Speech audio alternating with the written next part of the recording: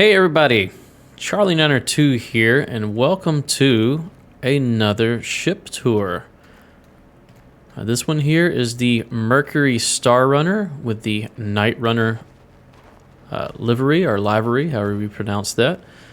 And it is my second favorite ship in Star Citizen. We talked about the Anvil Carrack last episode, and here we are on beautiful Microtech on a gorgeous day, great weather. And we're going to talk about my favorite, what I consider to be a daily driver ship. Now, what do I mean by daily driver? I mean, I think that you can use this pretty effectively solo and accomplish a variety of missions in order to gain income to kind of fund your other endeavors and other ventures in Star Citizen.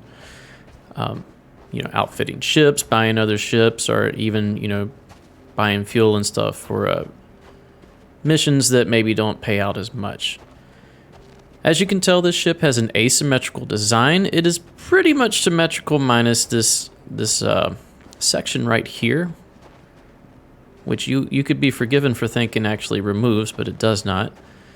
I love this skin on here. That's why I wanted to show it off on Microtech. I think it has a good contrast with the snow on the ground. You have a turret in the front here with two size 3s. You have an awesome cockpit up here with a great view. We'll get to that in a minute. And I just think this ship has an awesome stance, awesome presence, and it presents very well. You can see a maneuvering thruster there, Crusader badging there. Do have missiles.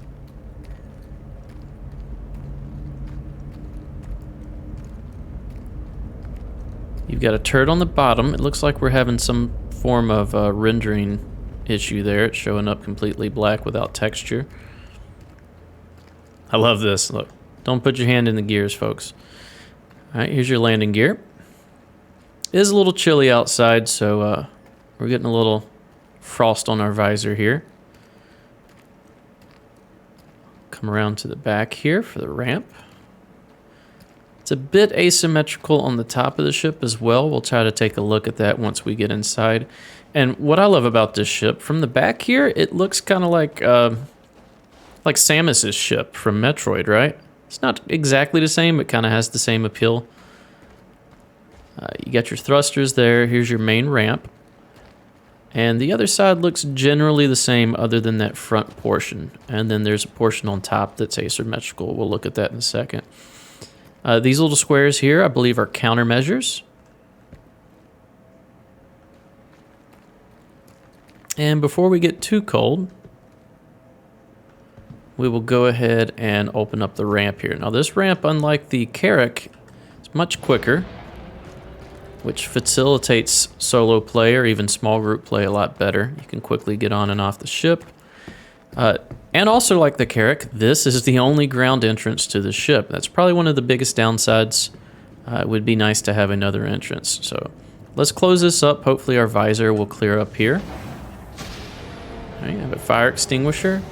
And then we have a lights button. I love this. You can turn the lights off, or you can turn the lights on. So here they are on. Let's turn them off. We will leave them on.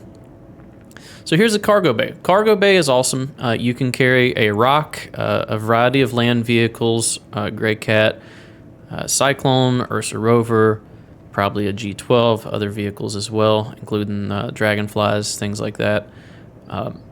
Great cargo bay. 114 SU of cargo, though not all of it is stored here, and we'll get back to that in a little bit.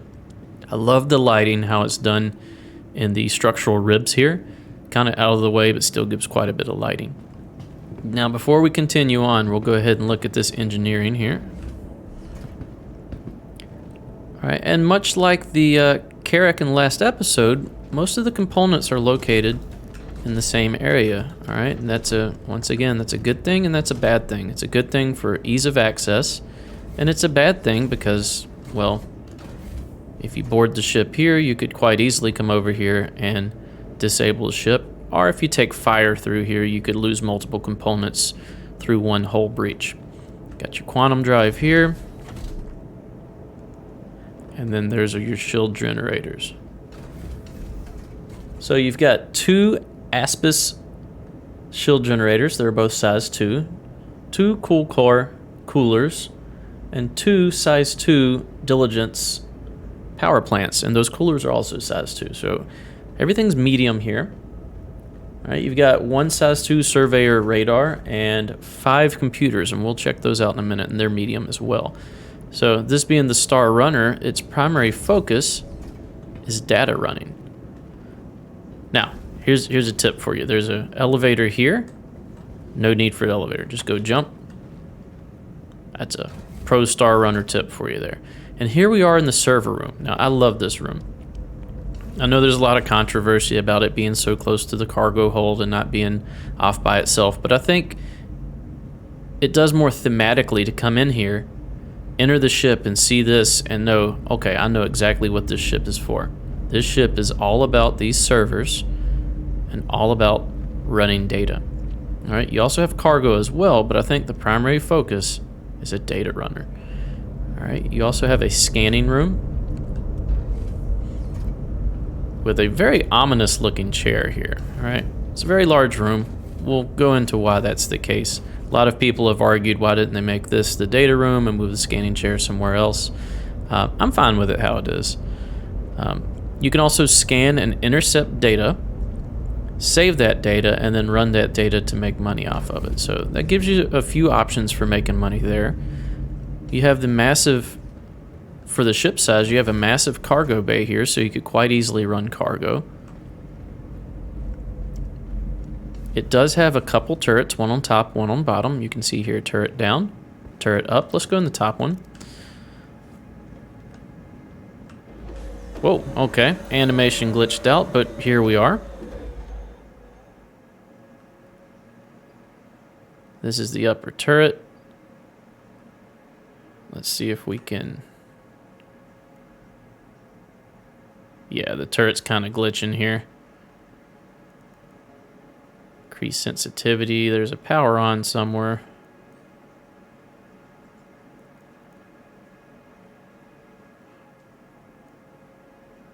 Yeah, we're not gonna go too hard on the turret here. Like I said, the turrets are glitching for some reason. We'll just go ahead and exit. I imagine, well, we're gonna do the animation to exit. So you have an upper and lower turret. They both have dual size 3s on them, so you can actually defend yourself pretty well if you have either blades or enough crew members to operate both these turrets plus the pilot-controlled guns. You can actually put out a decent amount of damage. All right, you can turn the lights off in this room as well. Turn them back on. The ship has a lot of charm to it. It's got character. It definitely looks different than the Anvil ship did inside. Let's go ahead and move forward. We'll go to the bridge area. So the bridge is ahead, but before we get there, we've got a couple more rooms. All right, so we've got recreation over here. Got your red couch, your kitchenette, and a chess table. Now this chess table is more than meets the eye. We'll get to that in just a second. All right, you have weapon racks, and then you have your habitation for your crew members. All right, got your storage, couple consoles, and then in true Star Citizen fashion, maybe there's a button to open it. Yeah, there it is.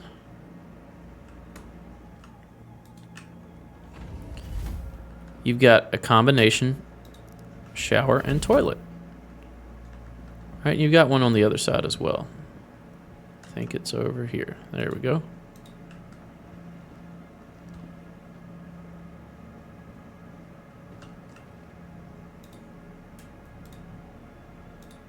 And it doesn't want to. There we go. It's opening. Same thing on this side. All right, you've got your 3 bunks, and you also have 3 personal lockers. So 3-man crew. You can turn the lights off. Everybody can take a nap. Great little area here. Very homey feeling, very accommodating. So let's move on up to the bridge. Once again, there's the weapon rack. Okay, I don't quite know what this section is here. It almost looks like part of the servers. Maybe that has something to do with the data running functionality. Let's move forward again. All right, and here's the bridge. You have more weapon racks.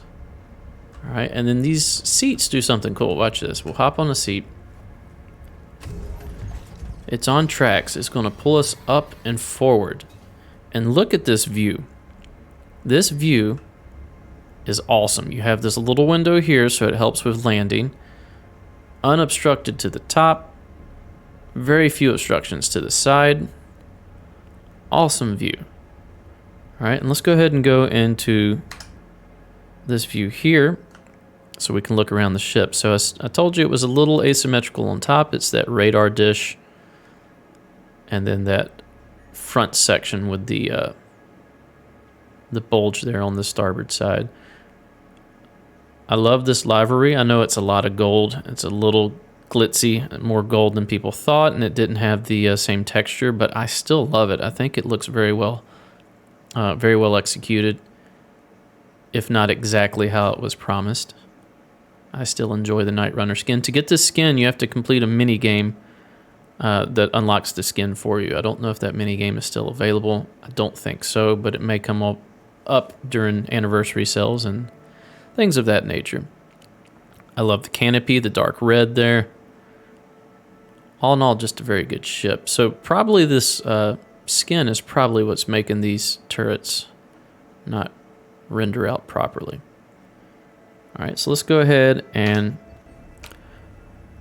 show you the other secret of this ship, which isn't really a secret. If you've seen any other videos on this ship, you probably know about it, but I still think it's pretty cool. So we head back to the wreck area.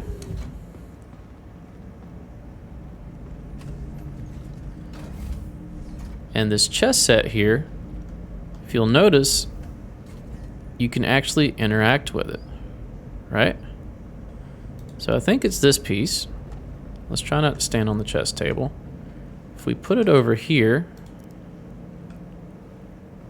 nope, it's not that piece. Oh, no, it is that piece. All right. Just took a while. So if we place it here, it unlocks access to the subfloor here. All right, and if we go in the subfloor, one, you can tell it's very detailed. You can crawl around down here. You'll notice that there are hatches all over the place. Now here's one in scanning. We can open that up. And you'll notice, whoop, hop up.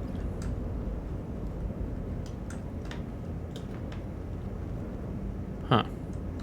Let's get out of here. There we go. We're in the scanning room now. This was hidden. So if we close it, you can see there's a pull levers there. If you knew this was here, you could come over here and you could open it.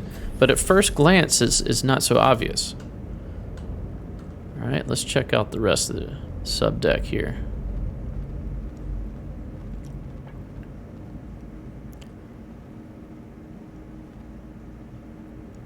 Okay. This one is Habitation. All right, so if we click here, this will take us out into the Habitation area. And then back here is special shielded storage. This is for smuggling. Now, how effective will this be at smuggling? Because everybody will know that this section exists. I don't know. But it is shielded, so when you're being scanned, hopefully this section won't come up on the scan, and it may help you. So if we click this button here, not the lock button, the open button.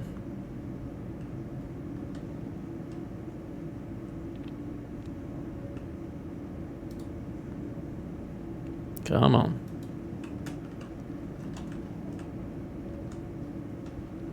I think I broke it. You do have lights here as well. They're on. There we go. So this was very cleverly disguised. There's actually a panel here that you can open so that you can access this. And there's what it looks like closed. It looks just like the rest of the walls, except for it doesn't have this strut right here. And there's actually another entrance in engineering.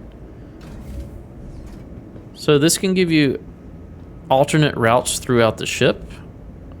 Where is it at? Is it here? Yeah, it is here. This is very well hidden as well. And then you can open, and now you have access from engineering to those tunnels underneath. I like that section of the ship. I think it's very well done. A lot of people seem to not like it and wish it was gone. And yeah, you could probably have a lower profile ship, but I think it adds another gameplay element that could be very fun. Alright, so let's go ahead and we'll try to lift off. We'll try to raise the landing gear. It didn't work too well in my Carrack video. Like I said, I'm playing in 3.13.1. 3.14 is about to come out here real soon. I'm real excited about that. I'm going to do a lot more content once that patch comes out. It's in the PTU right now. But until then, we'll take a look at some of my favorite ships, like this Star Runner. Alright, let's go ahead and turn our engines on. Engines off. Oh, did I turn them back off? Engines on. Alright, there we go. Launch complete. Engines are on. Let's go external view. Let's try to raise our landing gear. There we go.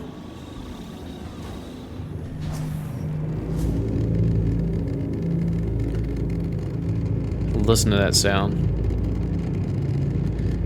The pilot, you do have two size 3s that you control. Let's go forward.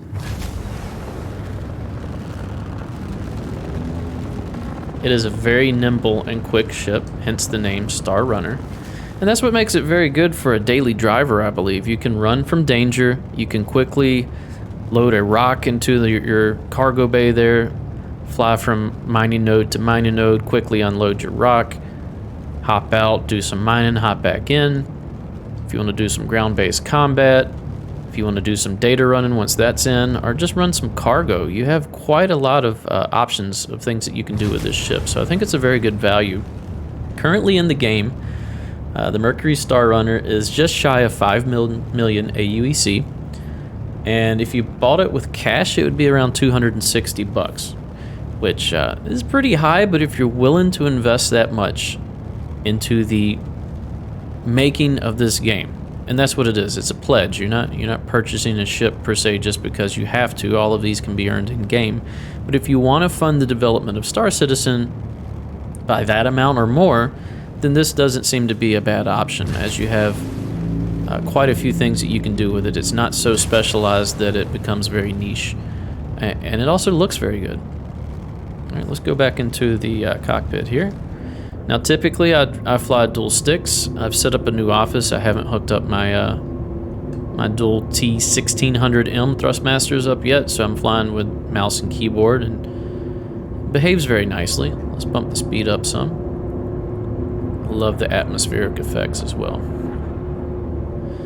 So, tell me what you think about the Mercury Star Runner. Aside from only having one entrance and a few odd design choices, I do wish there could be more external views in this ship. Right now it's only the cockpit, but other than that, I think it's a great ship. I think it's one of the best at the price point, and I don't think you can really go wrong with it. You can easily use this ship to earn the UEC that you would want to purchase any other ship in game, or at least the ones below it, and would definitely help for earning the higher ships above it.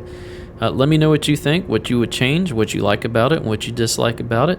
And let me know what suggestions you have for my content. Like I said, once 3.14 comes out, I plan on a lot more gameplay. I'm going to hook up my hands-on stick and stick, my dual sticks, and we'll take a look at Orison, the new flight model, the Taurus, and any other surprises that they may have for us.